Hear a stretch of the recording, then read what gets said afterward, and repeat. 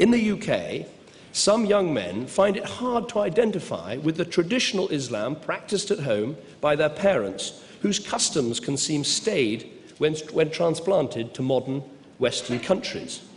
But these young men also find it hard to identify with Britain too, because we've allowed the weakening of our collective identity. Under the doctrine of state multiculturalism, we've encouraged different cultures to live separate lives apart from each other and apart from the mainstream. We failed to provide a vision of society to which they feel they want to belong.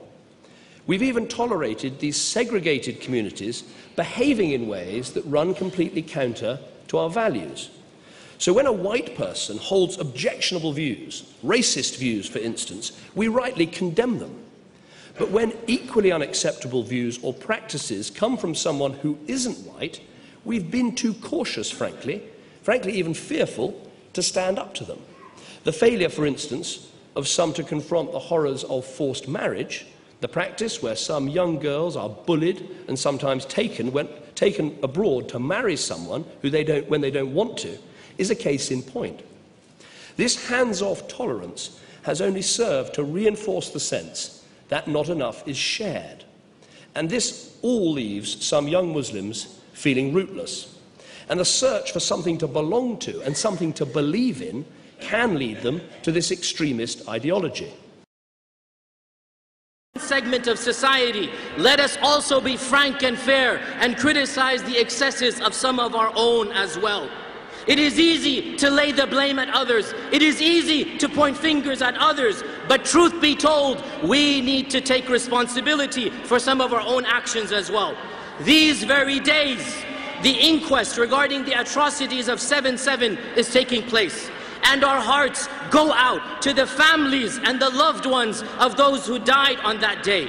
It was Muslims, people of our faith, who, in their anger at one set of grievances and terror, themselves became agents of terror.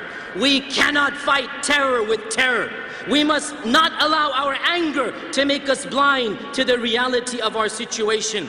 No matter how much we might disagree with one policy of our own lands, brothers and sisters, in the end of the day, we are a part of these lands. We are a part of this society, and we need to realize and understand that destroying this society is destroying us. Very tolerant of dissent. Now, there is an argument here about British Islam, and I want to talk about that and then make my closing remarks.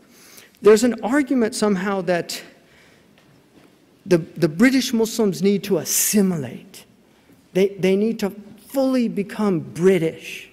And there's this problem with multiculturalism.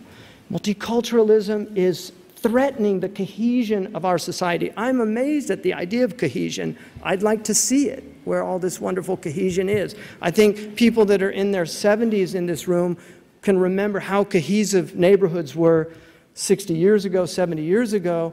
They're much less so today, and I'm old enough to remember how my neighborhood was and how my neighborhood is today. So we have social fragmentation is a problem everywhere.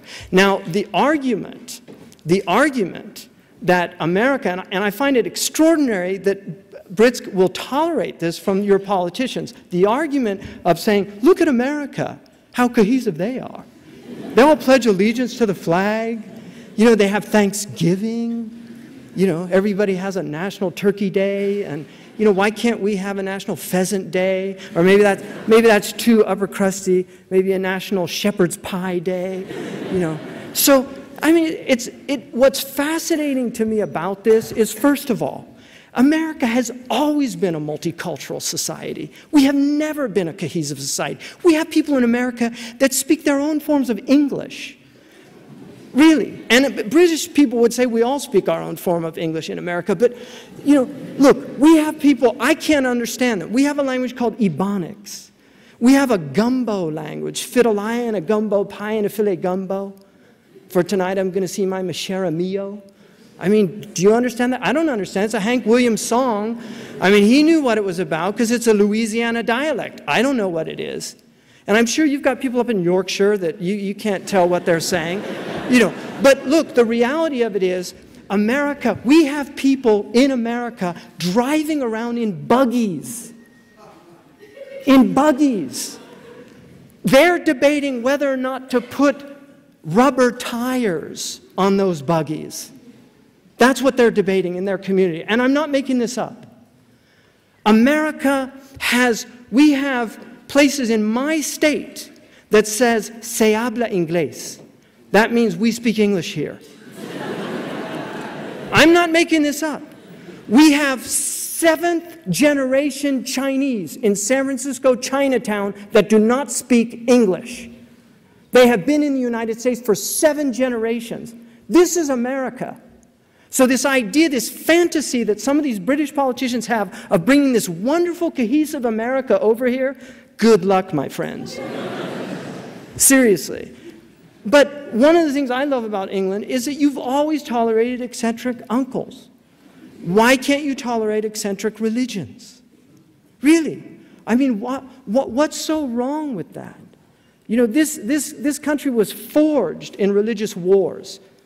Religious and tribal wars to a certain degree. It was forged in that. You learn the lessons of those wars. Britain is one of the most tolerant places in the world. It really is. And like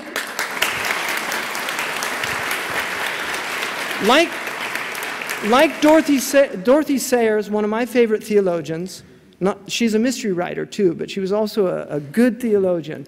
Dorothy Sayers said, the British people are slow to anger, but when they get angry, they behave like fools. And there's probably a lot of truth in that, but the fact that they are slow to anger, that's one of the most precious virtues in Islamic tradition, hilm, which is the ability to forbear.